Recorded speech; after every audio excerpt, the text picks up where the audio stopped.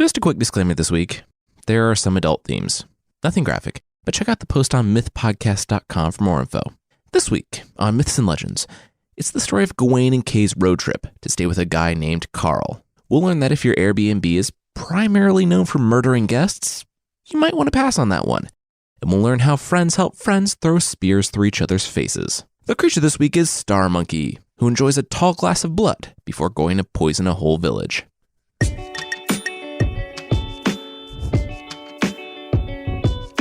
This is Myths and Legends, episode 138, Carl.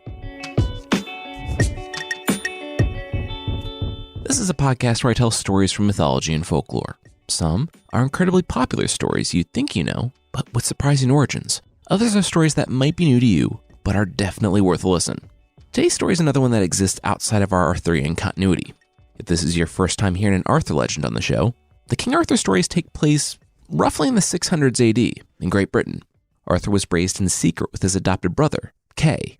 Arthur pulled the sword from the stone, a whole bunch of other stuff happened, and eventually he ruled over a semi-peaceful Great Britain. Kay became his right-hand man, and we met Sir Gawain, his current MVK. Gawain, of course, is his nephew by way of his half-sister, Morgause. And at the start of today's story, Kay and Gawain are looking forward to a hunting trip with King Arthur. That is, until he invites some friends.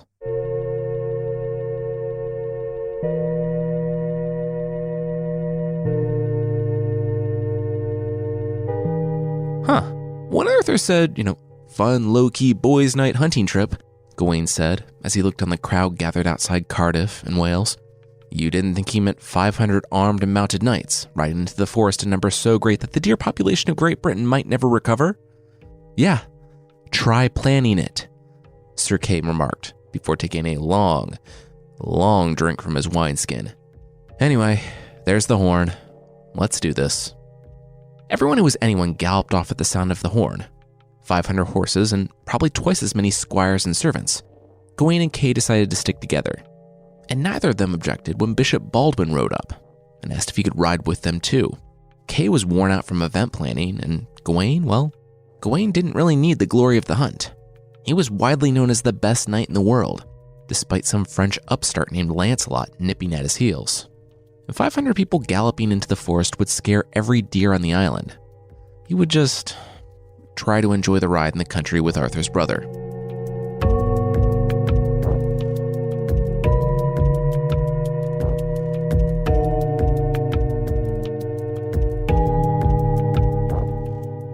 Yeah, you know what seneschal means? Sir Kay asked Gawain as the sun began to sink lower in the sky. It comes from a French word that means doesn't sleep in the dirt. We're going to keep riding until we find a castle. I thought it meant that you were my uncle, King Arthur's right-hand man, Gawain said, without looking at the knight. Kay shot him a wrinkled look. I thought it was because you're Arthur's right-hand man, Kay scoffed. That's you. That's how you sound. It was a rhetorical statement, Gawain. A voice chimed in from behind them.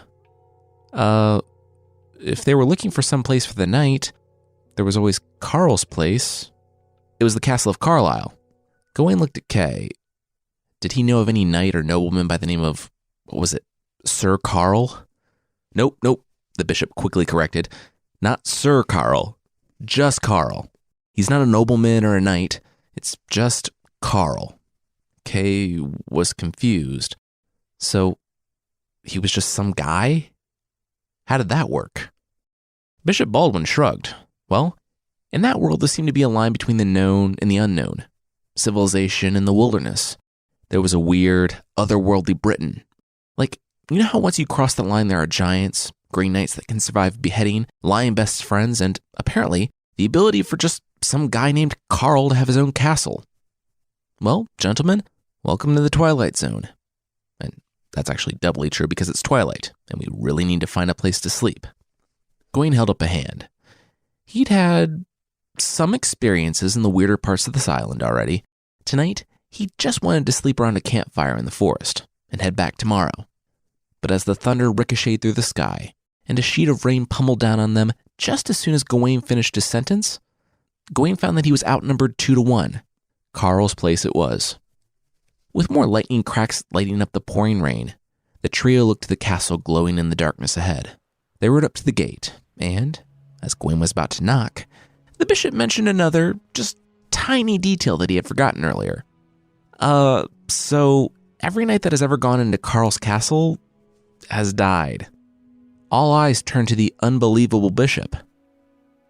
Yeah, he was really sorry he didn't mention it earlier. He was just happy to be contributing. Kay laughed. So what? This was just some guy named Carl. They were Kay and Gawain, two of the bravest knights in Christendom. Gawain and Bishop Baldwin looked at each other, sharing a glance that said about half of that statement was true. Gawain and Bishop Baldwin looked at each other, sharing a glance that said about half of that statement was true. Kay continued saying that if this Carl tried anything, they'd beat him to within an inch of his life and take his castle, because they're the good guys. Gawain stared at Kay and picked up the hammer hanging on the chain to knock on the door. If Carl let them in and gave them food and bed for the night, they wouldn't touch him. Seriously, this was the Middle Ages and hospitality was still ridiculously important. Oh, hey guys, how can I help you? A porter greeted a few minutes later, through a tiny hatch from the other side of the door. Gawain bowed low before the man, saying that he beseeched the lord of this castle to give them shelter for the night. The porter scratched his forehead, looking back to the castle, and sighed. They wanted him to talk to Carl? Look, they all looked like nice, respectable knights and all, so he was going to level with them. Carl was not a nice guy, man. He didn't do courtesy or chivalry or anything like that. If they stayed the night there, they were in for a bad time. And not like lumpy bed and stale continental breakfast bad time, but the porter will be dragging out their bodies in the morning bad time. Kay put his hand to his sword, declaring that he wouldn't trade words with a porter anymore. It was rainy and he was cold. He needed to go take their message to the lord of the castle. Ooh, once again, really feel like you're not hearing me here. He's not a lord. I wouldn't call him a lord within earshot. He's Carl. And don't stab the messenger. Doesn't really have the same ring to it.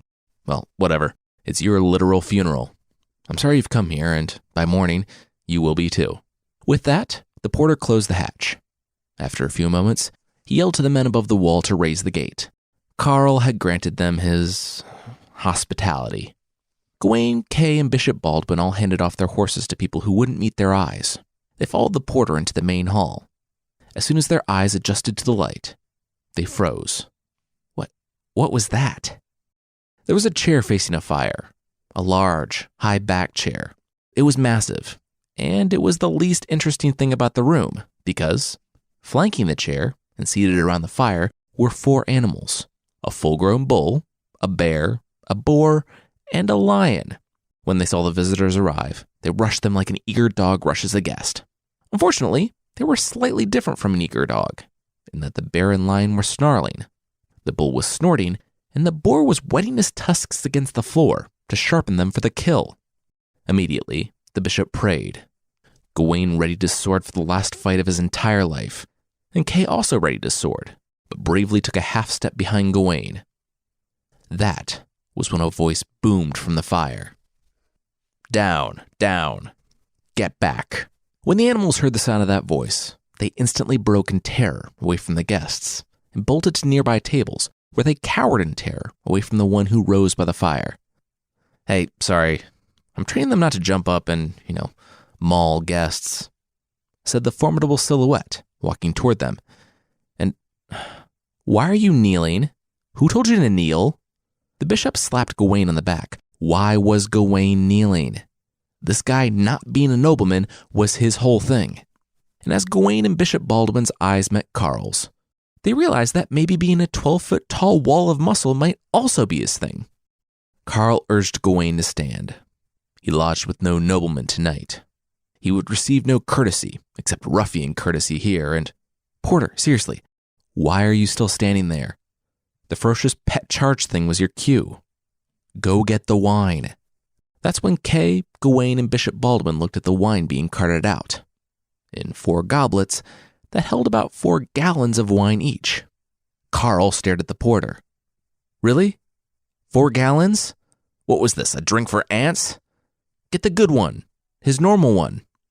As fast as they could, the servants wheeled Carl's normal 9-gallon goblet out. He picked it up with one hand and told his guest to Please, drink up." Gawain stared at the sea of wine before him. Could you get like a straw or something? No? Cool. He was looking forward to ruining his shirt with a 4-gallon bucket of wine anyway. While they awkwardly drank together, Bishop Baldwin excused himself to go check on his horse. It wasn't 3 minutes before they heard a slap and a whinny, and then the bishop returned with a furrowed brow. He couldn't believe it. The foal of a commoner eating next to his horse. He was the Bishop of Great Britain. Carl put down his wine big gulp and calmly walked over to the bishop. Carl had heard a slap and a whinny. What had the bishop done? Bishop Baldwin looked up into the eyes of the man who was over twice his height. The horse of a commoner didn't get to eat next to the horse of a bishop, so he corrected the error. He'd opened the door to the stables and slapped the horse to get him to run off. Carl pursed his lips. All right, well, a slap for a slap then. He raised his hand above his head, but the bishop begged him to stop. He was a man of God. Carl's eyes grew wide. Then act like one. Kay had just put down his goblet when a slap landed with enough force to knock the bishop out. Gawain ran to the bishop, who was out cold on the stone floor. Kay winced. Yeah, that's really bad for you. Then, a more alarming thought than an elderly bishop getting a concussion and dropping to a stone floor came to mind. His horse. His horse might be eating next to that of a lowly commoner, like Carl. He rose and also ran to the stables. While Carl was resuming his 9-gallon drink, and Gawain was dragging the bishop to one of the couches without an apex predator hiding underneath it, Carl heard another slap and a snort from outside. Kay came in smiling and smugly brushed off his hands. Done and done. Get this. Carl's colt, Carl's, had been eating alongside his steed. Took care of that. As the 12-foot-tall Carl rose and loomed over Kay, Kay laughed in his face. What was this commoner, this wannabe lord, going to do with Kay, King Arthur's seneschal? Slap him? No, Carl replied. Without warning, the commoner's left hook came in strong. Kay, too, dropped like a sack of potatoes to the stone. Gawain dragged his, friend would be a strong word for Kay. Let's say he dragged his work acquaintance to the couch next to the bishop and left to check on the horses. Carl flexed his knuckles, readying himself for the next time. But Gawain took a lot longer. When Carl finally went out looking for him, he was in the stable, soaking wet, feeding hay to the panicked foal and the angry colt that he had gone out into the storm to find. When he saw Carl watching him as he made his way back to the main hall, Gawain nodded and went to go help his friends.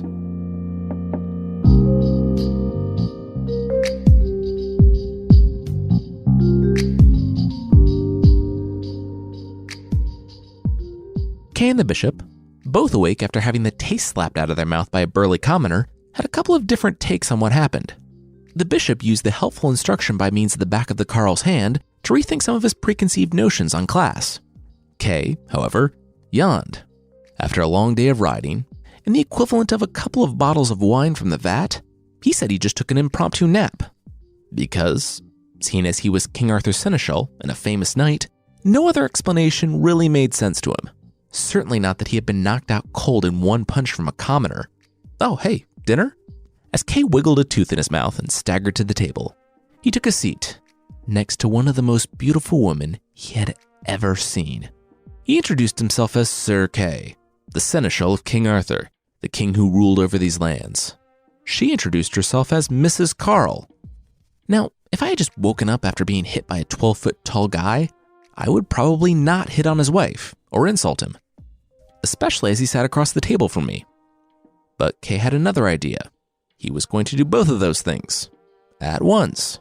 He said it was too bad that this lovely lady was shackled to such a fiend. Gawain face-palmed from the edge of the room, and Carl stood ominously. Why was Gawain not coming to dinner? Did he, like his two friends, think that he was too good for Carl's table? Gawain sighed. It wasn't that. He didn't take a seat because he couldn't. He hadn't been asked to the table by the master of the house. Carl smiled. Always with the courtesy, this one. Carl didn't follow it, but he knew it. As the commoner strode over to Gawain, he asked about courtesy. If the master of the house asked you to do something, you had to do it, correct? Gawain looked at Kay and Bishop Baldwin, who, despite their splitting headaches, were digging into an awesome meal and barely paying attention. Gawain looked back to Carl. Yeah, that was the rule. Carl snapped his fingers, and the porter came in with a spear and placed it in Gawain's hands. Carl told Gawain to hit him, stand back by the door that led to the buttery, and throw the spear at his face. With that, Kay and Baldwin stopped eating, and they were now paying close attention to Gawain and Carl. With his black eye and fat lip, Kay was egging Gawain on. Bishop Baldwin, though he had been hit, was a man of God. It wouldn't condone such wanton violence. But yeah, Gawain should totally do it. Gawain nodded. He was a guest in this man's house, so logic obviously followed that he should throw a spear at the man's face. Still, after Kay and Baldwin's treatment up to this point, Gawain couldn't imagine what was in store for him after throwing a spear through Carl's face. He stood, his back to the buttery door, which, by the way, was a door to the room where they kept food for guests and not a buttery door. Gawain looked on Carl's grinning face, poised the spear, and threw. Stories conflict on what exactly happened next. Some say that the spear stuck in Carl's face, but he just pulled it out and was fine. Others say that he dodged the spear, and it shattered on the wall. The main text I'm following doesn't explicitly say anything. It says that Gawain accurately threw the spear at Carl's head, and the spear shattered on the stones behind him. Given that it shatters, I don't think it makes sense to have it stick in Carl's head at all, and I don't want Gawain and Kay to think he's some sort of illusion. So we're just going to go with him dodging the spear at the last possible moment. So Kay and Baldwin, a bit disappointed not to see a man impaled by a spear to the face over dinner, went back to their food. Carl snapped his fingers, and several servants immediately appeared to collect the spear bits. The host finally invited Gawain to dinner, asking him to sit down next to him, and across from his wife. Gawain was a more tactful knight than Kay, but he also shared the man's feelings toward the woman. She was the most beautiful woman he had ever seen. He was so enraptured by her beauty that he blinked, and the servants were clearing the table. Gawain's cheeks grew red as Gawain noticed Carl staring at Gawain staring at Carl's wife. "Sin is sweet," Carl said, musing aloud while leaning back in front of an empty plate. "But she's mine. Leave such thoughts and drink your wine, knight. You will not have her." Gawain's face lit up with shame. "Oh, no. It wasn't like that. She was beautiful, of course, but he wasn't thinking..." Carl slapped him on the back. Of course he wasn't. He turned to the door and bellowed, "Music, now."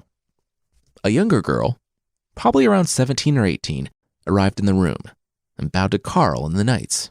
She looked a lot like Carl's wife, but younger. She began plucking her harp and singing a song about the glory of King Arthur's court, and the 5 dinner attendees listened on. Kay was the first one to start nodding off, and then Baldwin. It might have been the meal or the wine or the music, but it was time for bed, and Carl stood. He helped both men to their feet and led the visitors down the long corridor. Kay and Baldwin walked straight into their small, simple rooms, thinking about nothing but collapsing onto soft beds. Gawain, however, was wary. This house was stranger than ever. And this Carl? He was monstrous. As he walked deeper into the castle, Gawain wondered what horrors this night held. "Wait, this is my room?" Gawain asked, studying the massive, gold-encrusted suite with tapestries, and right before the bed was a couch draped with a gold cloth. Carl laughed as he pushed Gawain in. No, this was Carl's room. The door closed behind him. Gawain looked at Carl nervously. What was going on? Carl didn't look back, but instead stood smiling. He nodded toward the bed, to his wife, laying there, waiting. Gawain reiterated, seriously, what was going on? 2 squires came from a hidden side room and, wordlessly, undid Gawain's armor. When it was off, they also took off his clothes. Standing there in whatever the medieval equivalent of underwear was, he asked Carl for a 3rd time, what was going on? Carl said, simply, that he wanted Gawain to take his wife into his arms and kiss her. Now, while he watched, Gawain looked at Carl, who was quite serious. He looked at Mrs. Carl, who, with a nod, was beckoning him to bed. Gawain had expected a medieval house of horrors, not a couple who was into, whatever this was. He pretty much expected he might have to fight Carl before the night was through anyway, so he might as well spend some time in the arms of a beautiful woman before he had to do so. With a nod, Gawain bowed before Carl, saying that his bidding would be done. Have no fear. Gawain dropped the rest of his clothes and jumped into bed.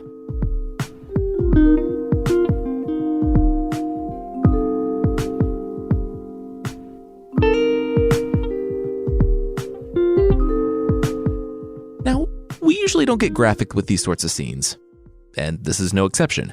But the story informs us that Gawain and Mrs. Carl kissed for a long time.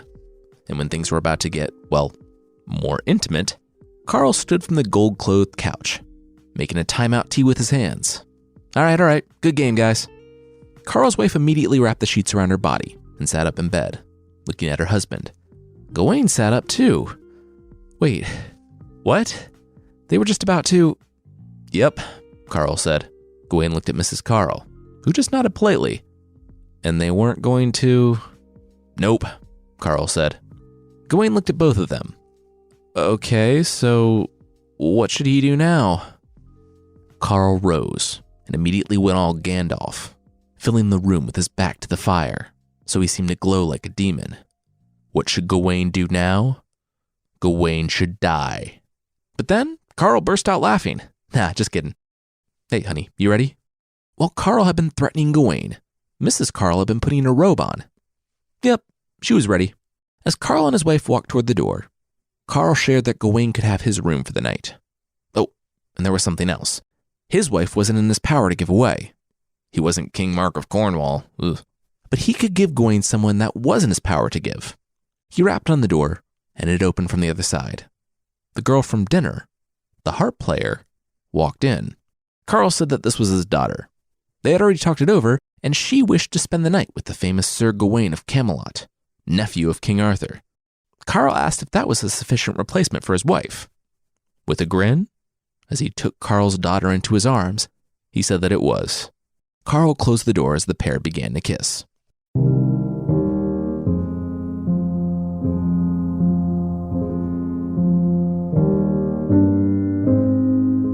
Now, the Arthurian legends are kind of a contradiction. Chastity, in some places, is a knightly virtue. But the writers know what sells. From Lancelot and Guinevere, to Arthur and Morgause, to Tristan and Isolde, they're not above throwing chastity out the window.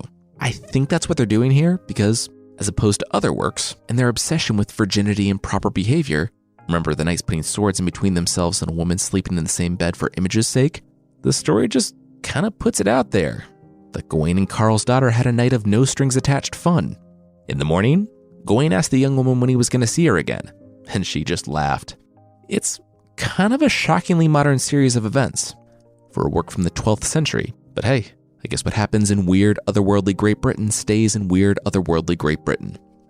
Anyway, Gawain met Kay and Bishop Baldwin at breakfast the next morning, after the whole household went to mass. Understandably, Kay and the bishop were eager to get back on the road to Camelot. After all, their time in this strange land had resulted in little more than humiliation and light brain damage. They were so close to getting out of there, something that, according to the stories of this place, should have been impossible. Carl stood from the table and announced that they would depart, with his blessing, no less. But first, he wanted to show them something. Kay and Baldwin were wary, but Gawain sat, cautiously optimistic. On the whole, he had had a pretty good trip so far. That is, until he saw Carl's murder room.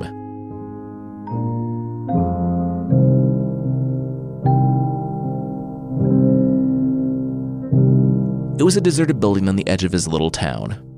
The shutters were closed, and thick cobwebs gripped the corners of each window and door. Carl turned the key, opened the door, and a thick, dead stench poured from the room. Carl ducked as he entered and beckoned his guests inside. Gawain and Kay already had their hands on their swords, with Baldwin tucked safely behind them, when Carl laughed. They weren't in any danger anymore. It was over. They had passed the test.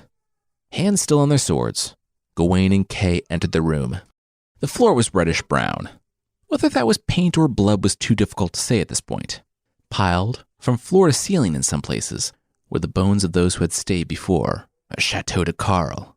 Blood-stained tunics with sigils of every sort fluttered in the rare breeze that passed through the room. Carl sat down atop one pile of bones, saying that he and his 4 animals, had done all this. It was 20 winters ago. 20 winters that he made a vow before God. It was a hasty vow, but it was a binding one. He vowed that no man should spend a night in his castle unless he did everything Carl asked him to do, or else he would be killed. Until last night. Until Gawain, no knight had survived the pledge. But now, he would abandon the custom, and all men would be welcome in his home. Gawain bowed low before Carl, saying that this was a just and magnanimous decision. Carl smiled. It was because he finally found a knight that lived his code of honor, to the point that he would throw a spear at his face and sleep with his wife. Kay nodded. He was proud of Gawain for doing Wait, what? Carl continued. For the sake of all these men who laid their slain, he would build a church on the spot and provide for 10 priests, singing prayers for their souls until doomsday. Gawain nodded. It was kind of a spotty consolation prize for not being alive, but sure, that was good enough. When at last they returned to their horses, they found them each laden with gold and rich tapestries. Next to Gawain's horse sat another rider on a palfrey. It was Carl's daughter. Let's say that Carl had talked it over with her, obtained her consent, and she was now offering to marry Sir Gawain.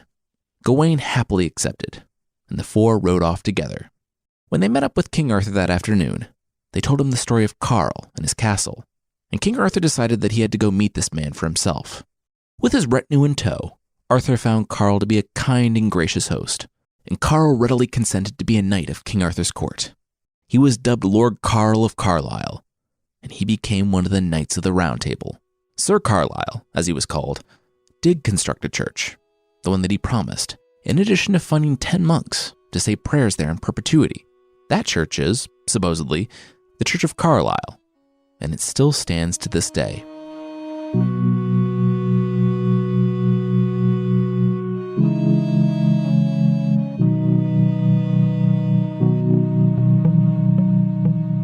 Now, this is a fun story and kind of represents a conquest of sorts for Arthur. Arthur is extending his rule over the wild and strange lands that, even though they're also in Great Britain, always represent some sort of other place. Some quick points. This marriage of Gawain is not canon for our podcast. He has a much more entertaining marriage story, where his wife actually has a name. That one's in Sir Thomas Malory's Le Morte d'Arthur, and that's the one we're going to be going with. Also, if you have any familiarity with Great Britain at all, you know that Cardiff in Wales is like 300 miles from Carlisle, so it's kind of a long trek for 2 knights and a bishop to make in one go. Also, full disclosure, I read one source where Carl was referred to as Carl, but in most places, he's referred to as the Carl, with Carl being another name for a churl, which is another name for like a rude peasant. It was simpler and more fun to refer to him as Carl instead of the Carl. Next week, we're back in Irish mythology, with more stories of Cuchulainn, who finds love in fairyland. The only issue is that he's already married, and his wife and her posse of armed women aren't taking his infidelity lightly.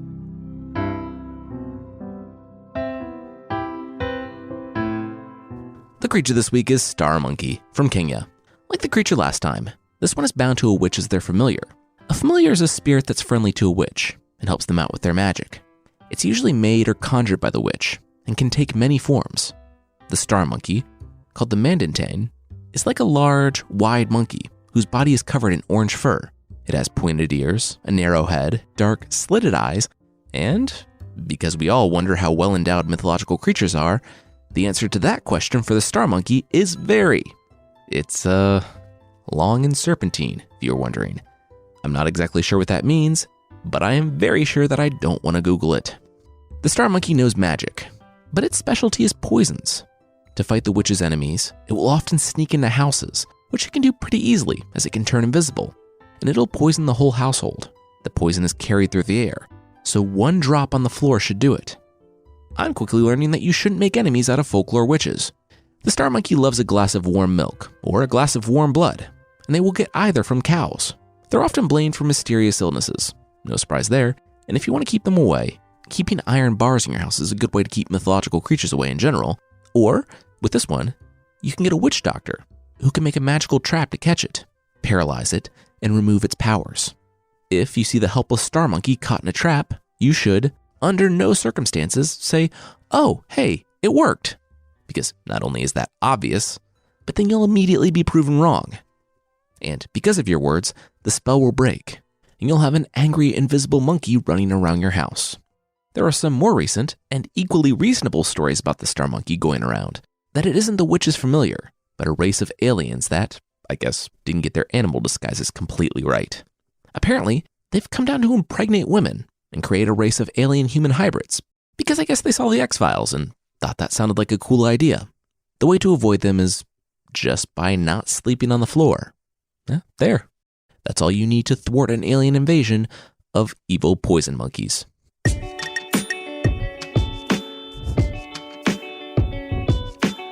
That's it for this week. Myths and Legends is by Jason and Carissa Weiser.